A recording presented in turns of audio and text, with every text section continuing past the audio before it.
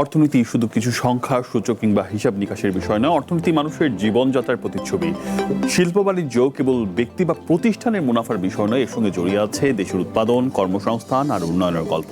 তাই অর্থনীতির আলোচনা যতই জটিল হোক না কেন, এর প্রভাব আছে আমাদের ব্যক্তি জীবনে। অর্থনীতির কঠিন আলাপকে সহজ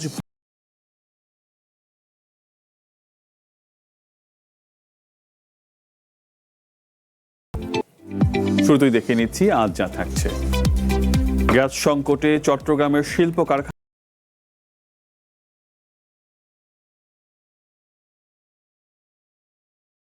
ঋণ সক্ষমতা হারাচ্ছে ব্যবসায়ীরা, ঋণ খেলাপি বাড়ার আশঙ্কা ব্যাংকের। এছাড়া থাকছে বাণিজ্য সংলাপের নানা বিশ্লেষণ। আর এই পুরোটা সময় জুড়ে আছে আমাদের সাথে অতিথি হিসেবে আছেন বিটিএমই এর সাবেক পরিচালক ইঞ্জিনিয়ার রাজীব হায়দার। আপনাকে স্বাগত জানাচ্ছি। ধন্যবাদ। জি, আমাদের হাতে একটা প্রতিবেদন আছে মূলত চট্টগ্রামে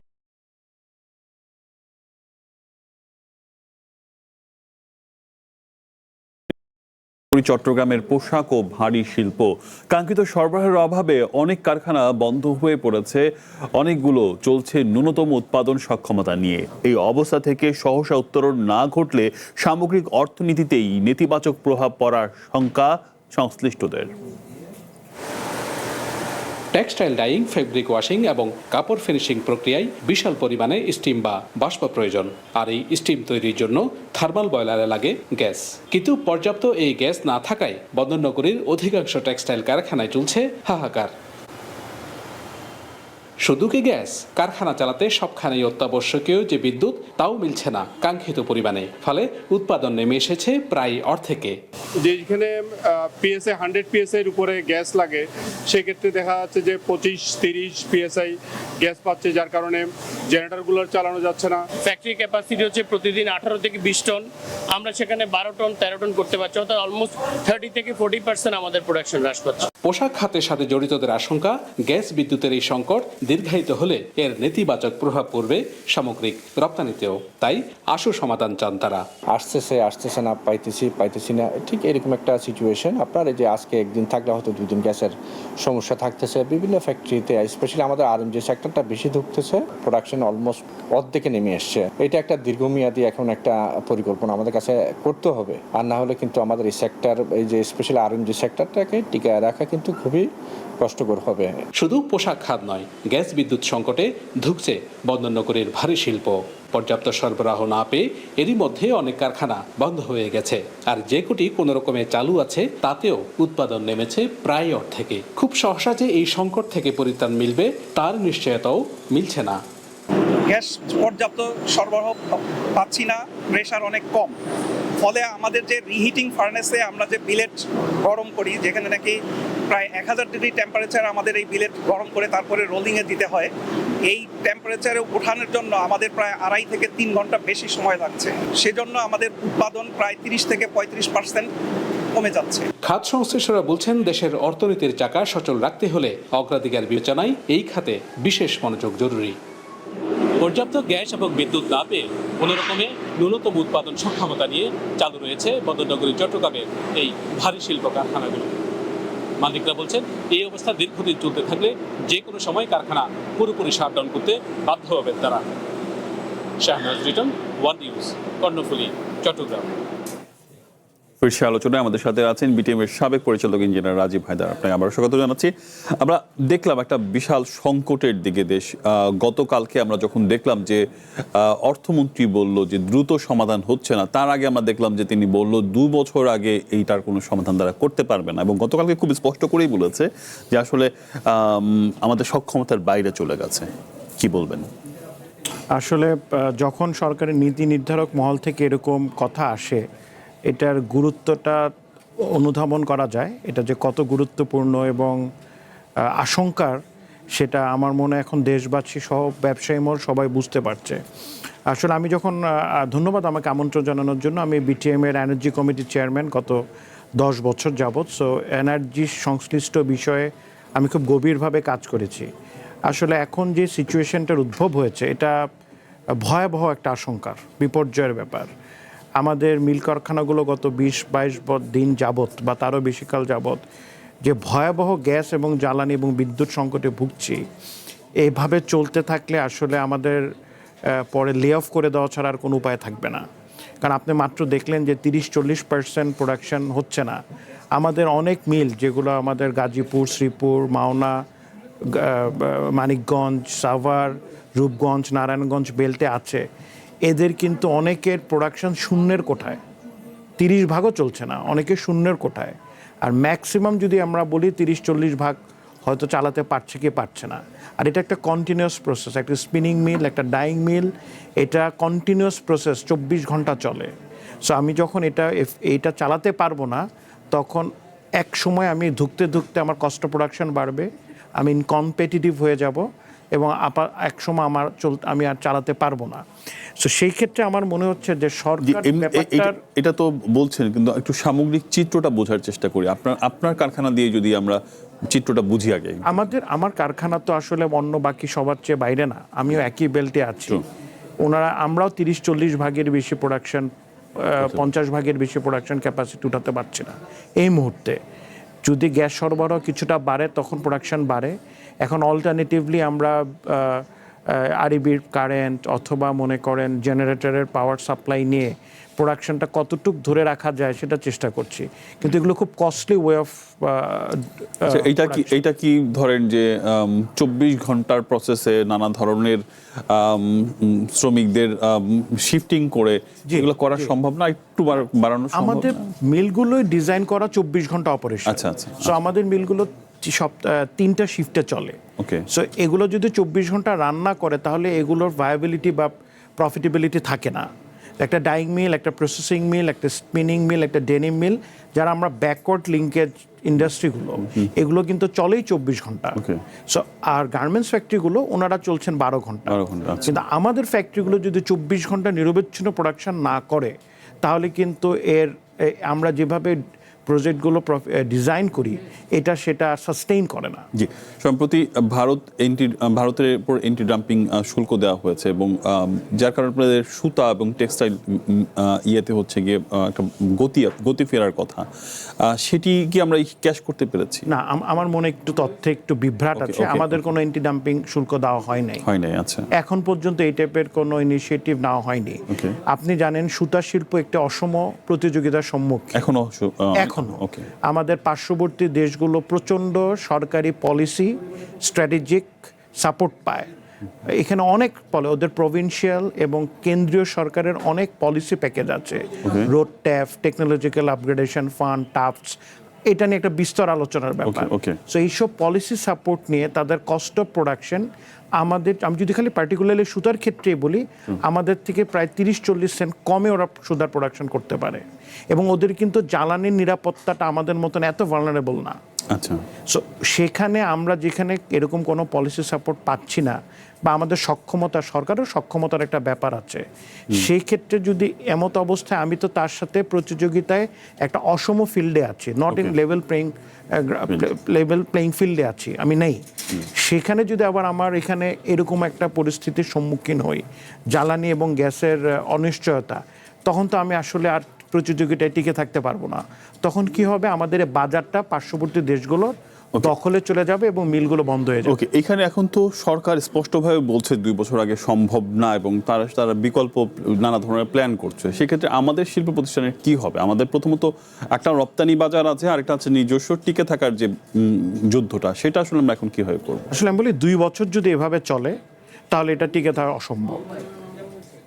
মানে এখন যে পরিস্থিতি, এই পরিস্থিতিতে 2 বছর শিল্প কারখানা টিকে থাকা সম্ভব না।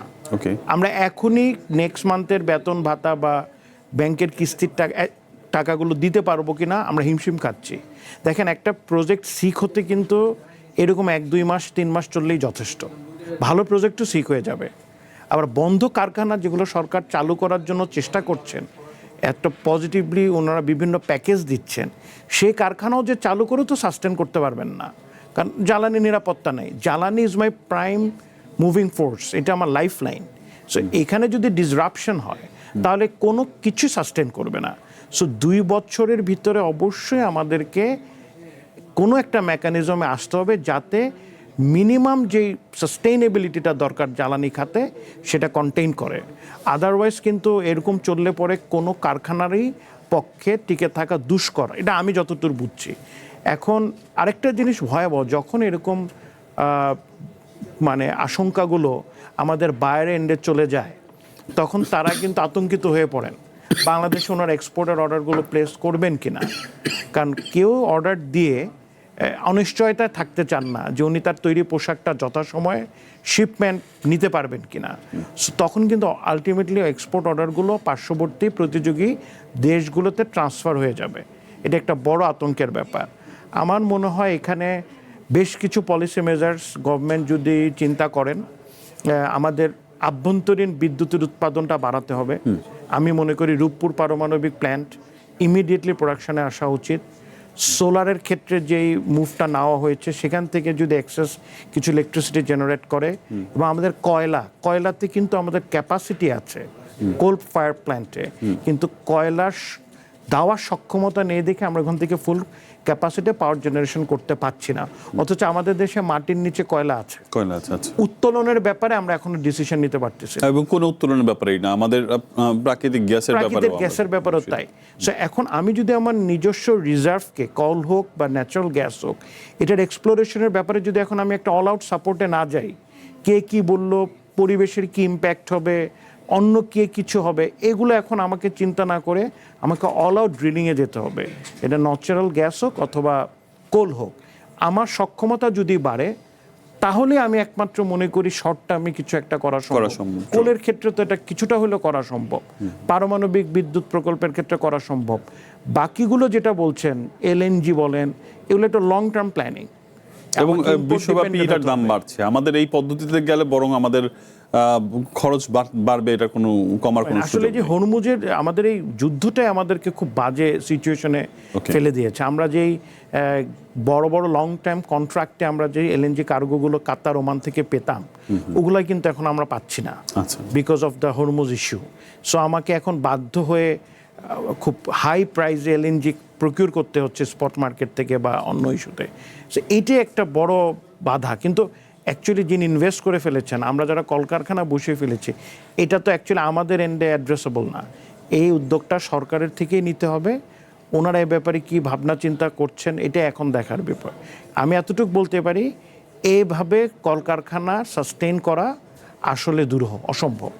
ওকে, আপনি বলছিলেন যে আসলে এইভাবে কোনোভাবেই সম্ভব না, সেই ব্যাপারটি আপনি করছেন। আমরা লোকসানের কথা বলছেন, কিছুক্ষণে ব্যাংকের এক ধরনের সংকটের কথা বলছেন, সেই প্রসঙ্গে আলোচনা করব। আমরা একটা বিরতি নিয়ে ফিরছি। ধন্যবাদ। দর্শক, আলোচনা করছিলাম দেশের জ্বালানি সংকটে পোশাক শিল্প সহ বিভিন্ন শিল্প প্রতিষ্ঠানের কি অবস্থা, সে বিষয়ে আর একটু আলোচনা করবো। তবে একটা বিরতি নিয়ে ফিরছি, সঙ্গে থাকুন। আরেকবার স্বাগত জানাচ্ছি বাণিজ্য সংলাপ। আপনাদের সাথে রয়েছে আমি রিয়াজ হাসান।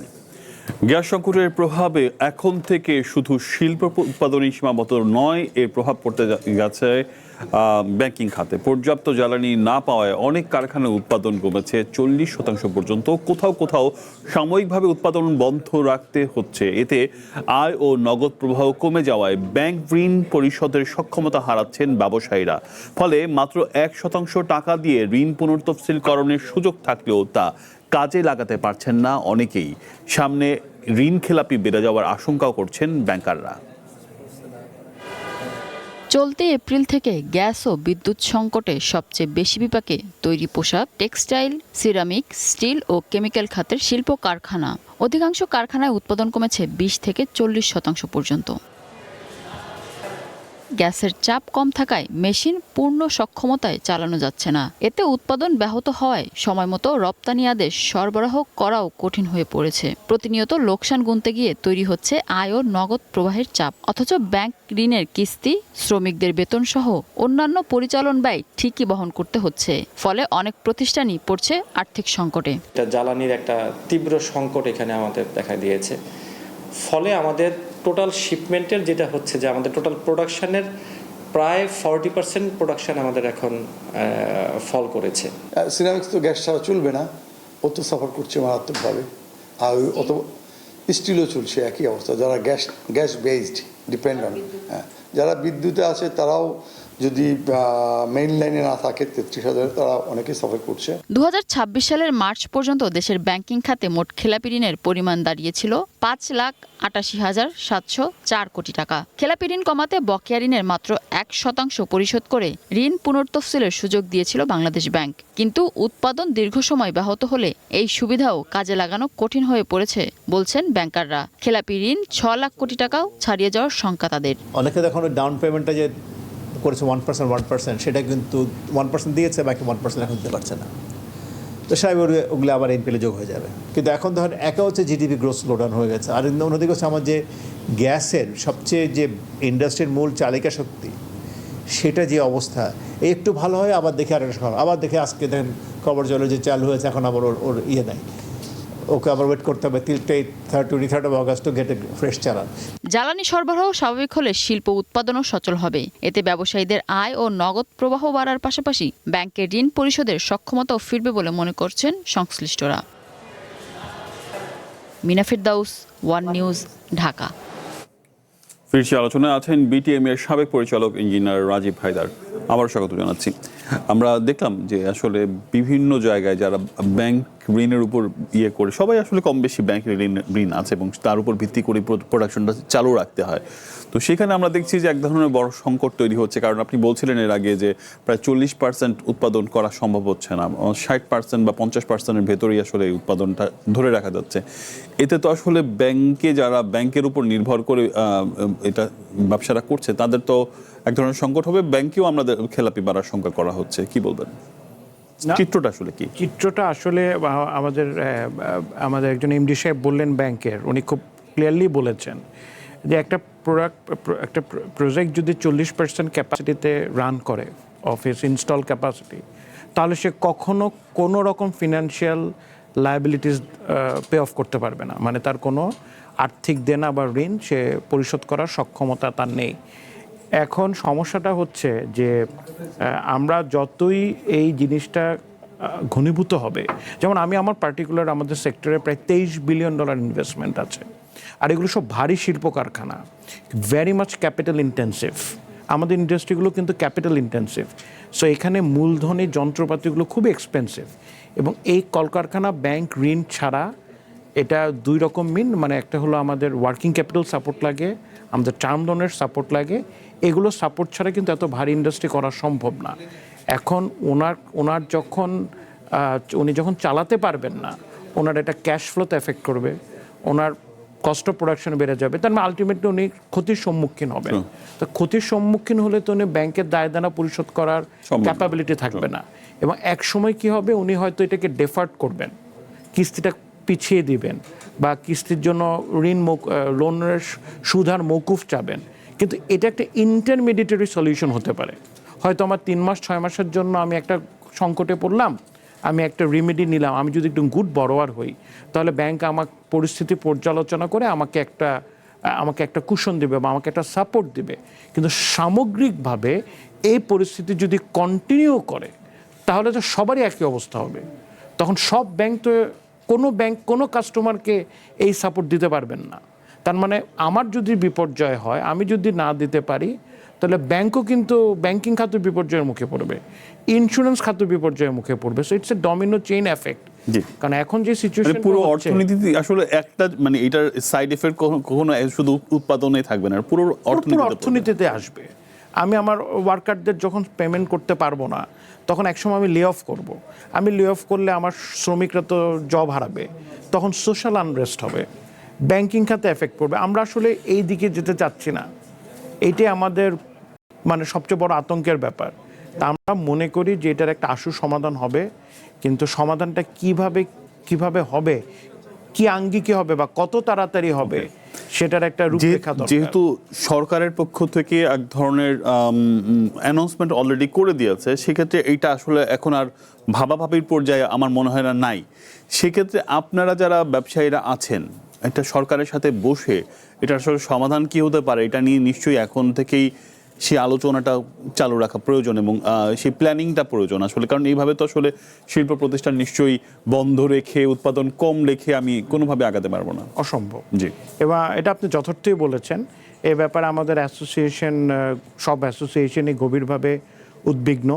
আসলে এটা এখন উদ্বিগ্ন না, এটা আমাদের বাঁচা মরার একটা ইস্যু হয়ে গেছে আর কি। ইটস ভেরি মানে ক্রুশিয়াল স্টেজে আমরা চলে যাচ্ছি। সেক্ষেত্রে অ্যাসোসিয়েশনের সাথে সরকারের, ব্যাংকের সবার একসাথে বসে কালেকটিভলি একটা ওয়ে আউট প্ল্যান বার করতে হবে। আমাদেরকে কিছু একটা বলতে হবে, ঠিক আছে তোমাকে এরকম কিছু ওয়ে আউট প্ল্যান দিলাম। সরকারকে আরও এক্সট্রা অর্ডিনারিলি অল্টারনেটিভ কোনো কিছু জ্বালানি সংকটের জন্য করা যায় কিনা সেটা করতে হবে। আসলে জ্বালানির ক্ষেত্রে কোনো কিছু রাতারাতি করা সম্ভব না। প্রবলেমটা হচ্ছে ওখানে যে আজকে চাইলাম কালকে আমি আবার 10,000 মেগাওয়াট কারেন্ট এনে দিলাম, তা হবে না। তবে এটা একটা দীর্ঘসূত্রিতার ব্যাপার। কিন্তু এখানে আবার যারা ব্যাংকের এখন যেহেতু অনেকেই খেলাপি হবে যদি এই ধরনের সিচুয়েশন থাকে, সেক্ষেত্রে সরকারের তো এই ক্ষেত্রে কিছুটা টাইম এক্সটেন্ড করা বা সরকারের পক্ষ থেকে কোনো উদ্যোগ নেওয়ার প্রয়োজন আছে। অবশ্যই উদ্যোগ নেওয়ার প্রয়োজন আছে। আমরা এ ব্যাপারে আমাদের যে সুচিন্তিত মতামত আমরা বলবো, কারণ এটা যদি প্রলং করে, অলরেডি তো 1 মাস হয়ে গেছে, এটা যদি এভাবে প্রলং করতে থাকে তাহলে তো এটা আসলে এখনই যদি কিছু না করা হয় এফেক্টিভ, তাহলে এটা আউট অফ কন্ট্রোল হয়ে যাবে এক সময়। জি, আপনি বলছিলেন, আমরা একেবারে আলোচনা শেষের দিকে সংক্ষেপে খুব ছোট একটা মন্তব্য শুনে যে আসলে এই সংকটটার সমাধান কি হতে পারে বা কি মন্তব্য থাকলে করে আমরা শেষ করব। আমাদের এই সংকটের সমাধানের সবচেয়ে বড় উপায় হলো দীর্ঘমেয়াদী জ্বালানি নিরাপত্তা নিশ্চিত করা। আমরা আমাদের যে এই মুহূর্তে আমাদের যে এলএনজির কার্গোগুলো আছে, এই এলএনজির কার্গোগুলো যাতে সাপ্লাই চেনটা প্রপারলি মেনটেন হয়, আমাদের থার্ড এফএসআরই ওটা যেন অতি সত্বর প্রোডাকশনে আসে, এবং আমাদের নিজস্ব সম্পদ গ্যাস যেটার মানে পরিমাণ আশঙ্কাজনকভাবে ইন্টারনাল গ্যাস উত্তোলন কিন্তু কমে যাচ্ছে, আমাদের রিজার্ভ ডিপ্লিট হচ্ছে। সো আমাদের এই যে অফশোর ড্রিলিংয়ের কথা বলা হচ্ছে, অনশোর ড্রিলিংয়ের কথা বলা হচ্ছে, কয়লার রিজার্ভটাকে এক্সপ্লোর করার কথা বলা হচ্ছে, আমাদের যে সোলার এনার্জির, সোলার পাওয়ারের কথা বলা হচ্ছে, এই সবগুলো যদি একসাথে কাজ না করে, কালেকটিভলি যদি এগুলো সবগুলো একসাথে না আসে, তাহলে কিন্তু জ্বালানির সমাধান হবে না। এবং অনেক ধন্যবাদ জনাব রাজীব হায়দার আমাদেরকে সময় দেওয়ার জন্য। আমরা আপনার কাছ থেকে বেশ কিছু বিষয় ক্লিয়ার হলাম এবং আপনিও বলছেন আসলে সমাধান কি হবে। ধন্যবাদ আমাদের সময় দেওয়ার জন্য। দর্শক, এই ছিল আজকের বাণিজ্য সংলাপে। চ্যানেল 1 এর সাথে থাকুন, যুক্ত থাকুন আমাদের ফেসবুক পেজ এবং ইউটিউব চ্যানেলে এবং অন্যান্য সোশ্যাল মিডিয়া লিঙ্কগুলোতে।